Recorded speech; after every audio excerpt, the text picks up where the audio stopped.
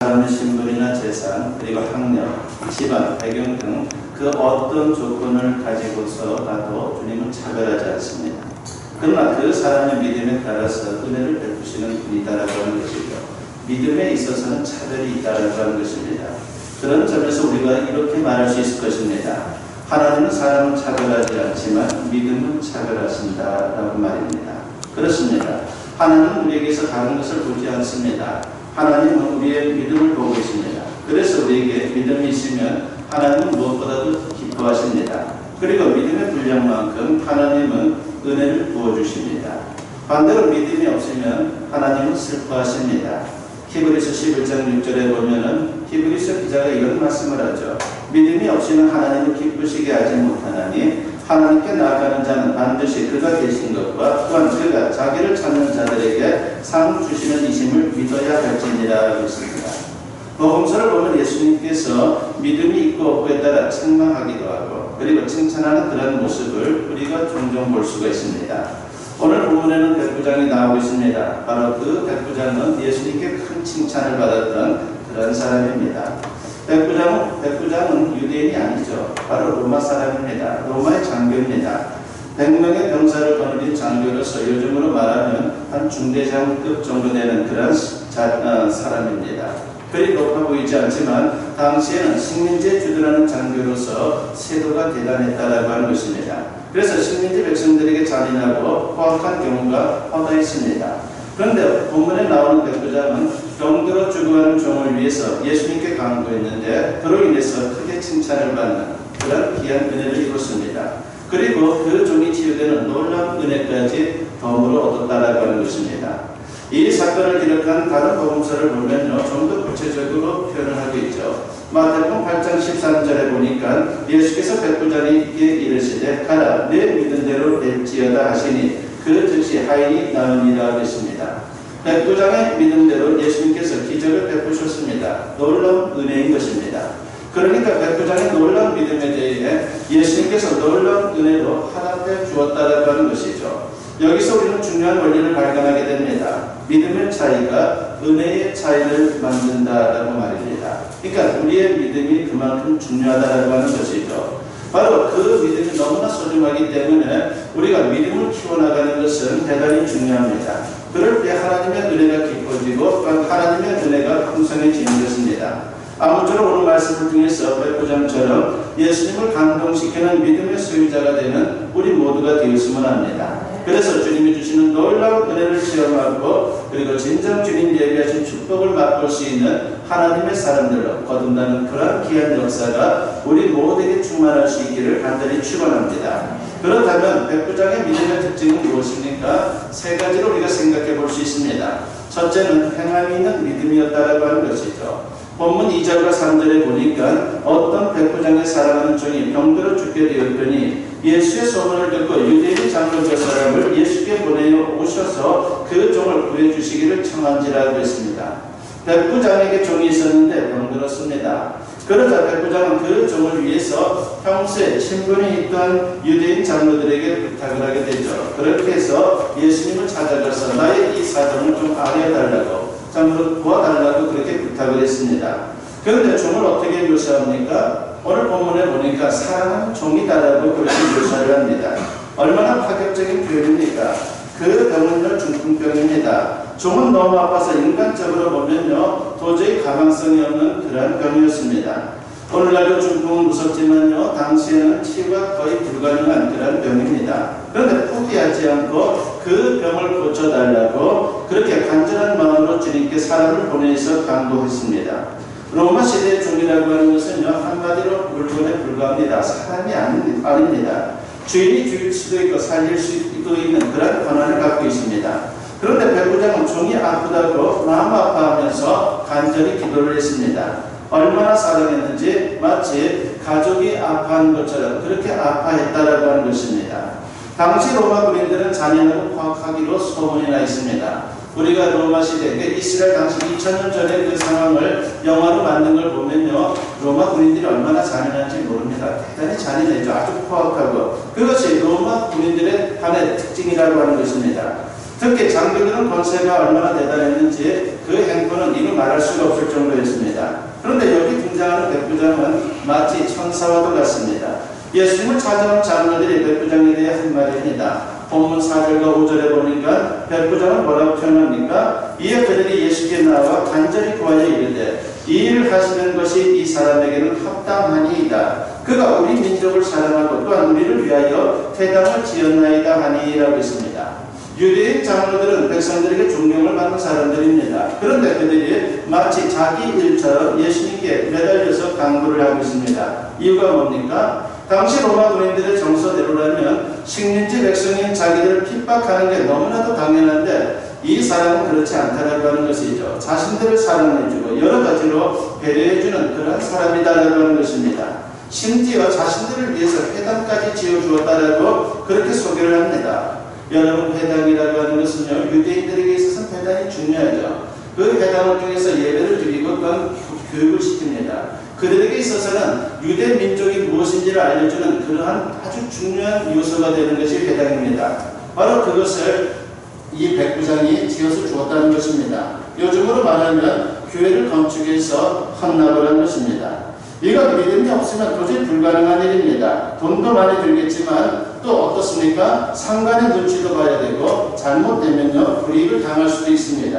그럼에도 그렇게 큰 일을 했다면 믿음이 대단한 것이죠. 자기가 어떻게 보면 손해를 볼 수 있음에도 불구하고 하나님을 믿는 그 믿음을 가지고 이렇게 큰 일을, 모험적인 일을 했다라고 하는 것입니다. 그것이 주님 보실 때에 너무나 큰 믿음이었습니다. 그런 믿음이 사랑의 행위로 또한 나타났다라고 하는 것입니다. 믿음이 있다라고 하면서 우리의 모습 속에 사랑이 없으면요 그 믿음은 문제가 있다라고 하는 것입니다. 그러므로 이 백부장의 그 사랑하는 마음은 진짜 믿음을 소유한 자의 모습을 우리에게 소개하고 있는 것입니다. 요한일서 4장 20절에 보면 이런 말씀이 나옵니다. 누구든지 하나님을 사랑하노라 하고 그의 형제를 미워하면 이는 거짓말하는 자니 보는 바 그의 형제를 사랑하지 아니하는 자는 보지 못하는 바 하나님을 사랑할 수 없느니라고 했습니다. 보이지 않는 하나님을 사랑하는 믿음은 보이는 형제를 사랑하는 것으로 표현될 수밖에 없다라고 하는 것입니다. 그런데 백부장이 사랑을 실천하는 믿음을 갖고 있었던 것입니다. 이런 믿음이 예수님을 감동시킨 것입니다. 그렇게 해서 예수님은 내가 가서 콘쳐 주리라 그렇게 말씀하시고 그 집을 향해 가시게 된 것입니다. 저와 여러분도 행함이 있는 믿음으로 주님의 놀라운 은혜를 경험할 수 있기를 간절히 축원합니다. 두 번째로 백부장의 믿음의 특징은 겸손이 있는 믿음이다라고 하는 것을 우리에게 보여줍니다. 본문 6절과 7절에 보니까 예수께서 함께 가실새 이에 그 집이 멀지 아니하여 백부장이 벗들을 보내어 이르되 주여 수고하시지 마옵소서 내 집에 들어오심을 나는 감당하지 못하겠나이다. 그러므로 내가 주께 나아가기도 감당하지 못할 줄을 알았나이다. 말씀만 하사 내 하인을 낫게 하소서라고 했습니다. 백부장은 직접 예수님을 찾아오지 않았습니다. 이 대목만 보면요 우리가 오해할 수가 있습니다. 건방지다고 말입니다. 아니 지가 뭔데 예수님께 도움을 구하면서 예수님을 찾아오지 않아 그렇게 생각할 수가 있겠죠. 그런데 그가 직접 오지 않은 것은요 사실은 겸손함 때문입니다. 그리고 배려의 마음 때문이었습니다. 아무리 유대인을 통치하고 있다라고 하지만요 유대인들은 이방인을 무시합니다. 그러니까는 지배를 받고 있어도 이방인은 사람이 아니다. 오히려 로마 사람들은 유대인들을 너희들은 우리의 종이다, 너희들은 우리의 노예이다라고 생각하지만 유대인들은 반대로 또 로마 사람들을 그렇게 생각해요. 너희들은 우리의 어떤 불쏘시개로 쓰는 그런 존재밖에 안 된다라고 그렇게 생각하는 경향이 대단히 많습니다. 바로 이것이 유대인들의 모습이었죠. 특히 유대인 랍비들은요 이방인과 절대로 만나지 않습니다. 그만큼 대단한 어떤 긍지가 있는 것이죠. 거룩한 하나님의 백성인 그리고 하나님의 그 말씀을 선포하는 그런 가르치는 자가 이방인과 만나서 얘기한다고 하는 것은 도저히 있을 수 없다라고 그렇게 생각합니다. 그래서 랍비보다 더 귀한 예수님을 자기가 어떻게 감히 직접 찾아가서 만날 수 있겠느냐라고 그렇게 생각하고 말한 것입니다.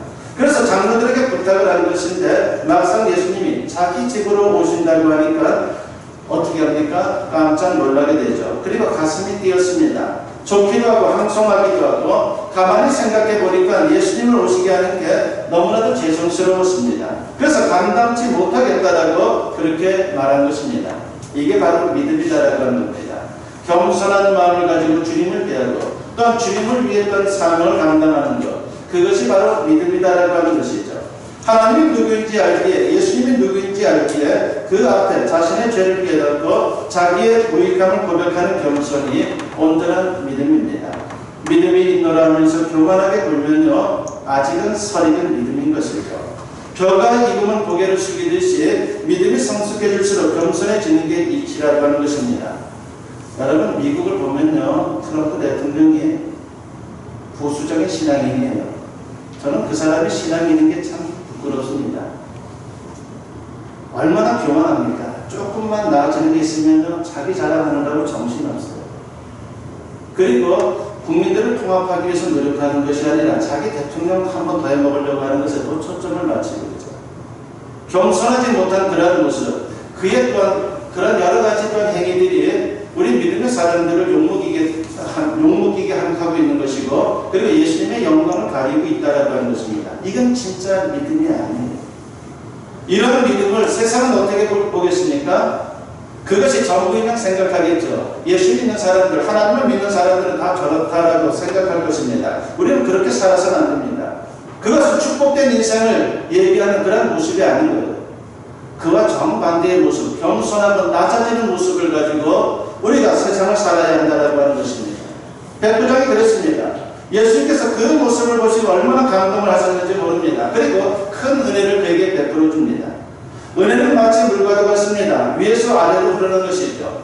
하나님에게서, 예수님에게서 흘러내립니다. 그런데 아무에게나 흐르지 않습니다. 겸손한 자에게 흘러가는 것이에요. 겸손이 뭡니까? 우리가 그림을 그려보면 낮아지는 것 아닙니까? 바로 하나님은 높이 계시고 나는 낮아지는 그런 모습을 갖기 때문에 하나님의 은혜가 자연스럽게 흘러서 내려간다라고 하는 것입니다. 이것이 우리에게 너무나도 소중하다라고 하는 것이죠. 야고보서 4장 6절에서 야고보 사도가 이런 말씀을 합니다. 그러나 더욱 큰 은혜를 주시나니 그러므로 일렀으되 하나님이 교만한 자를 물리치시고 겸손한 자에게 은혜를 주신다 하였느니라 하고 있습니다. 우리가 주님의 은혜를 받기를 원한다면 겸손해지는 그런 자세를 가져야 한다라고 그렇게 강조를 하고 있는 것이에요. 역대하 34장 22절 이하를 보면요, 남유다의 16대 왕인 요시야에 대해서 말씀을 합니다. 요시야 왕이 통치할 때 유다는 이미 나라의 운명이 기울어지고 있는 그런 상황이었습니다. 북이스라엘이 하나님께 대한 죄악으로 이미 BC 722년에 망한 상태였습니다. 아수르에 의해서 말입니다. 남유다도 거듭되는 죄악으로 하나님의 징계가 서서히 다가오고 있었어요. 이제 그 죄가 너무나 심해서 하나님이 용서해 주지 못할 정도가 되었다라고 하는 것입니다. 14대 왕인 므낫세와 그리고 15대 왕인 아몬과 백성들의 큰 죄악으로 인해서 하나님께서 유다를 징계하기로 이미 결정을 하셨습니다. 요시야는 왕이 된 이후 우상들을 제거하기 시작합니다. 그리고 성전을 수리하죠. 그리고 성직을 회복시켜 나갑니다. 그리고 성전을 수리하다가 우리가 잘 아는 대로 하나님의 말씀인 율법책을 발견하고 그 말씀을 이제 듣는 순간에 어떻게 자신의 반응을 보입니까? 자신의 옷을 찢습니다. 그리고 우리가 말씀대로 살지 않았다고 하는 것에 그는 눈물 흘리며 주님 앞에 회개했다고 하는 것입니다. 그리고 왕의 서신을 여러 선지자인 훌다에게 보내게 됩니다. 바로 발견한 하나님 말씀에 대해서 어떻게 행할지에 대해서 묻게 한 것입니다. 여기에 34절 24절부터 28절에 하나님의 답변이 나오고 있죠. 하나님의 답변을 요약하면 남유다의 죄악으로 인해 하나님께서 율법에 기록된 모든 저주대로 남유다에 내릴 것이다. 그러나 하나님의 말씀을 듣고 옷을 찢으며 통곡하며 겸손을 보인 요시야 왕에게는 내가 은혜를 베풀어 주어서 그 모든 참으로 하나님의 심판의 그 장면을 보지 않도록 그 정도는 내가 해주겠다라고 주님은 말씀하십니다. 요시야의 겸손함이 하나님의 은혜를 가져왔다는 것이죠. 비참한 현장을 보지 않는 것만 해도 얼마나 큰 은혜인지 주님은 그렇게 약속을 해주신 것입니다. 남유다의 죄악으로 인한 하나님의 징계의 뜻은 사람의 그 어떤 행위로도 바꿀 수 없는 그런 상황이었습니다. 하나님의 뜻은 학도부동했죠. 비록 요시야 왕이 우상을 없애고 성전을 수리하고 그리고 성직을 회복시키고 하나님의 말씀을 두려워 회개했지만 하나님의 뜻은 변하지 않았다라고 하는 것입니다. 다만 겸손함으로 하나님을 경외한 요시야에게는 특별한 은혜를 베풀어 주었습니다. 이것이 바로 겸손의 위력인 것입니다. 자신을 낮추고 겸손해진다는 것이요. 여러분 그렇게 쉽지만은 않아요. 얼마나 어려운지 몰라요. 사람이 겸손함을 갖고 사는 것은 쉽지가 않다라고 하는 것 우리가 얼마나 많이 봅니까? 트럼프 대통령은 날마다 교만하죠. 저는 그분에게서 겸손을 본 적이 한 번도 없어요. 얼마나 겸손해지는 게 어려운지 우리가 그 사람만 보면 알 수 있다라고 하는 것입니다. 특히 자신보다 못하다고 생각되는 사람이나 별것 아닌 것처럼 여겨지는 일에 있어서 겸손하기가 너무나도 어렵다라고 하는 것입니다. 그래서 겸손한 마음을 하나님께서 높이 평가하시면서 특별한 은혜를 그에게 베풀어 주는 것입니다. 백부장이 그랬습니다.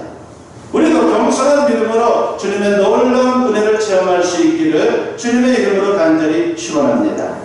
세 번째로 오늘 백부장의 그 모습, 그의 믿음은 어떻습니까? 말씀 중심의 믿음이었다라고 하는 것이에요. 아무 근거 없는 그런 모습은 아니다라고 하는 것입니다. 백부장의 믿음의 뿌리가 바로 이겁니다. 말씀 중심의 믿음이 진정한 믿음이고 성숙한 믿음이다라고 하는 것을 말하고 있습니다.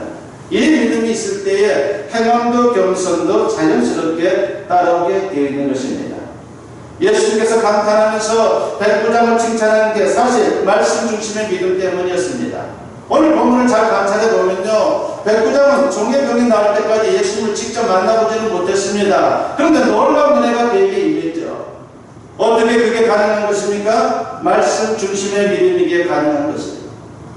본문 3절을 보면요, 이런 말씀이 나옵니다. 예수의 소문을 듣고라고 하는 말씀이 나와요. 예수의 소문, 그거를 가짜 뉴스로만 받아들인 게 아니었다라고 하는 거죠. 예수님이 바로 그렇구나라고 하는 것, 들려오는 예수님과 관련된 말씀들을 듣고서 마음에 새기는 그런 모습을 그는 갖고 있었다라고 하는 것입니다. 바로 예수님의 말씀을 전해 들었습니다. 그 말씀이 백부장의 마음을 움직였고, 그리고 더 강한 믿음을 생길 수 있도록 그렇게 만들어 준 것입니다. 그렇습니다. 믿음은 말씀을 통해 생기고 하나님의 은혜는 믿음을 통해 나타납니다. 그러니까 하나님의 모든 역사는 말씀을 통해 나타나는 것이에요. 우리가 말씀을 모르면 하나님의 역사가 나타나지 않습니다. 말씀에 생명이 있고 능력이 있고 하나님의 축복의 통로가 되는 것이 다 말씀을 통해서 가능하다라고 하는 것입니다. 사무엘하 6장에 보면요, 하나님의 법궤를 옮기는 장면이 소개되고 있습니다. 다윗이 너무나 법궤를 옮기고 싶어 했어요. 참으로 주님이 계시고 싶어하는 그 도성, 예루살렘 도성 다윗성에다가 옮기고 싶어 했죠. 그렇게 마음을 먹었는데 이제 옮기게 됩니다. 그런데 그 옮기다가 어떤 일이 벌어집니까? 우사가 죽었어요. 하나님의 법궤를 옮기다가 사람이 죽은 겁니다. 거기에는 이유가 있었죠. 사무엘하 6장 3절에 보니까 그들이 하나님의 궤를 새 수레에 싣고 산에 있는 아비나답의 집에서 나오는데 아비나답의 아들 우사와 아효가 그 새 수레를 모니라 하겠습니다. 법궤를 어떻게 운반하고 있습니까? 수레에 실어서 운반하고 있어요. 그냥 요것만 보면 당연히 참으로 묵직한 거니까 수레에 실어서 옮기는 게 당연하지, 그렇게 생각할 수 있습니다. 근데 이게 탈이었습니다. 원래 법궤는요, 사람이 어깨에 메고 운반하는 게 하나님의 법칙이에요. 하나님이 그렇게 알려준 거예요. 반드시 어깨에 메고 나의 법궤를 메고 옮기라고 말합니다. 사람들이 생각할 때는 수레, 그것도 좋은 새 수레를 운반하는 게 더 좋을 것이다라고 얼마든지 생각할 수 있죠. 우리도 그렇지 않습니까? 좋은 수레, 그냥 아무렇게 막 쓰는 수레가 아니라 법궤를 옮기기 위해서 좋은 수레를 마련했고 거기다 법궤를 실어서 옮기면은 참으로 나의 정성에 주님이 기뻐할 거야라고 그렇게 생각할 것입니다. 무엇보다도 수레에 옮기면 얼마나 편리합니까? 그러나 그것은 블레셋을 비롯한 이방인들이 우상의 신상을 운반할 때 사용하는 그런 방법입니다. 그러다 보니까 아마도 별 생각 없이 그들이 쓰는 방법이 좋아 보여서 그냥 따라했던 것 같습니다. 그런데 문제가 생겼습니다. 사무엘하 6장 6절과 7절에 보니까 그들이 나군의 타작마당에 이르러서는 소들이 띠므로 우사가 손을 들어 하나님의 궤를 붙들었더니 여호와 하나님이 우사가 잘못함으로 말미암아 진노하사 그를 그곳에서 치시니 그가 거기 하나님의 궤 곁에서 죽으니라 하겠습니다. 왜 이렇게 된 겁니까? 하나님의 말씀을 어겼기 때문이에요. 그 당시에 하나님의 말씀, 하나님이 직접 지시하신 그 말씀을 어겼다라고 하는 것입니다. 민수기 4장 15절에 보면요, 이와 관련된 규정이 나오죠. 고핫 자손들이 와서 낼 것입니다. 그러나 성물은 만지지 말라. 그들이 죽으리라. 바로 이미 주님은 말씀했어요. 법궤는 아무나 분만하는 게 아닙니다. 레위 지파 사람들 중에서도 고아세 자손들만이 법궤를 옮겨야 되는 것입니다. 그리고 거룩한 성도님 법궤에 손을 대면 안 되는 것이죠. 그리고 운반할 때도 조심스럽게 어깨에 메고 가야 하는 것입니다. 그래서 법궤에는 채가 달려있는 것입니다. 그런데 우사가 이 규정을 어기고 하나님께 불경죄를 범한 것입니다. 다윗도 백성들도 그 누구도 이 사실을 새까맣게 모르고 있었습니다. 심지어 우사가 죽은 후에도 한참 동안 몰랐습니다. 여러분 생각해 보십시오. 모르고 저지른 게 죄입니까? 무죄입니까? 여러분 어떻게 생각하세요? 무죄라고 생각하기 쉬운데 사실은요 그렇지 않습니다. 모르고 지은 것도 죄라고 주님은 평가를 내립니다. 신앙생활할 때 이런 경우가 많습니다. 자기는 열심히 합니다. 그런데 하나님 보시기에는 너무나도 엉뚱하다라고 하는 것이죠. 다윗도 백성들도 특히 우사가 그런 실수를 범했습니다. 그들이 얼마나 정성을 다했는지 몰라요. 그 법궤를 가지고 오려고 여러 번을 기다렸어요. 그 하나님의 법궤, 하나님의 인자를 상징하는 법궤를 우리의 도성 그 예루살렘에 가져와야겠다고 얼마나 오랫동안 벼렀는지 몰라요. 정성을 다했습니다. 열심히 노력했습니다. 하지만 하나님 말씀을 모르고 자기 방식으로 하니까 오히려 그것이 화가 되었다라고 하는 것입니다. 그래서 이런 말이 있습니다. 덮어놓고 믿으면 안 된다. 열어놓고 믿어라. 예. 무슨 말입니까? 성경책을 덮어놓고 믿으면 곤란하다라고 하는 것입니다. 부지런히 성경 말씀을 읽고 또 읽고 그리고 묵상하고 그 안에서 진리를 발견하고 그 말씀대로 우리가 믿어야 하는 것입니다. 로마서 10장 17절에 보면은 그러므로 믿음은 들으면서 나며 들으면 그리스도의 말씀으로 말미암았느니라 하겠습니다. 신앙이라고 하는 것은 말씀을 들음으로 시작되는 것입니다. 그리고 계속 들음으로 우리의 신앙이 성숙해져 간다라고 하는 것이죠. 말씀을 듣지 않고 읽지 않으면요. 그리고 그 말씀을 묵상하지 않으면 10년 아니 20년 교회 다녀도 황일 수가 있어요. 말씀을 모르면 어떻게 됩니까? 교회를 다니는데 세상 방식으로 세상의 풍조와 유행을 쫓아서 그렇게 신앙생활을 하는 것입니다. 그런 일들이 사실 우리 믿음의 사람들 중에도 많아요. 교회는 다니는데 옛날부터 지켜왔던 어떤 세상의 관습이라든지 그걸 또한 지키고 나가는 그런 분들 또한 있어요. 이건 안 된다라고 하는 것입니다. 끊어야 돼요. 결단해야 합니다. 하나님은 온전하게 주님 말씀대로 우리가 주님을 믿기를 원하고 있고 또한 그런 인생을 살아가기를 원하고 있다라고 하는 것입니다. 만약 그렇지 못하면요 우사와도 같이 될 수가 있어요. 그래서 사도 바울은 로마서 12장 2절에서 강조합니다. 너희는 이 세대를 본받지 말고 오직 마음을 새롭게 함으로 변화를 받아 하나님의 선하시고 기뻐하시고 온전하신 뜻이 무엇인지 분별하도록 하라고 말합니다.